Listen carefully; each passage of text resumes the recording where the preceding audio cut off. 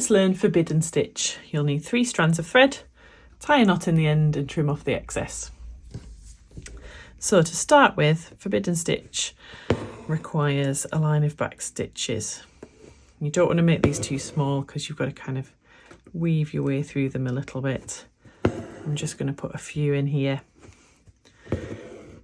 so that you can see the basics of this stitch. It's a really good idea to start right to left because we're going to work left to right when we weave the stitching. Let's put one more in there. There we go. Right, now we're going to come up through the middle of that stitch that we just created on the end. Oops. Make sure that you come up at the top. We're going to weave our needle underneath the next stitch along, so going down from the top to the bottom. Make sure that you don't pierce it, which is why it's taken me a while to just get through. There we go.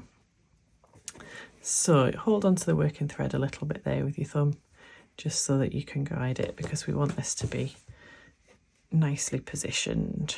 So we're going to go over the top there. Now we're going to go back up through the first stitch that we've already been through. Go over the top of that loop that you've just created there. Okay, move that away from the camera, you can actually see it. There we go. Let's pull round, there we go.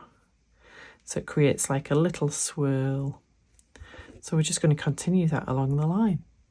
So I'm going to go down through the next stitch without piercing it. Oops. Now, if you pull too tightly and it goes out of shape, that's okay. You can just use your needle to wiggle that around to get the desired positioning.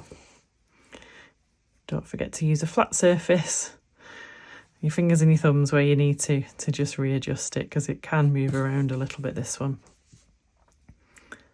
So I'm going to go back up through that previous stitch. Let's keep that flat there. Hopefully you can see how that's working. There we go. So we've got like a loop and then another one, and we're just going to keep going along the line until we're done here. So don't forget to use your finger to keep it in position if that's helpful. Go back up the bottom of the previous stitch, over that loop, like so. Use your fingers to help you get that in position. My tops are slightly bigger than my bottoms, I think. That's okay, we can just wiggle it around. Just gonna pull on that like that. Got one more stitch. Let's just get this last one in. So again, it's just all about tension, this stitch. The back stitch is the easy bit. The weaving is the tricky bit.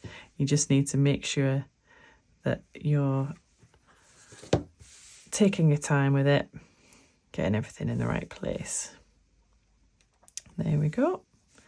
Now it's up to you where you go down through the end. It's quite nice to just go back through the end, or you can just poke it through the middle of the stitch there. It's entirely up to you. Just see what you like the position of. I'm going to do that, and then we can kind of leave like a little loop. So you just need to leave a bit of excess on the back so that you can tie off. So there we go. That's forbidden stitch.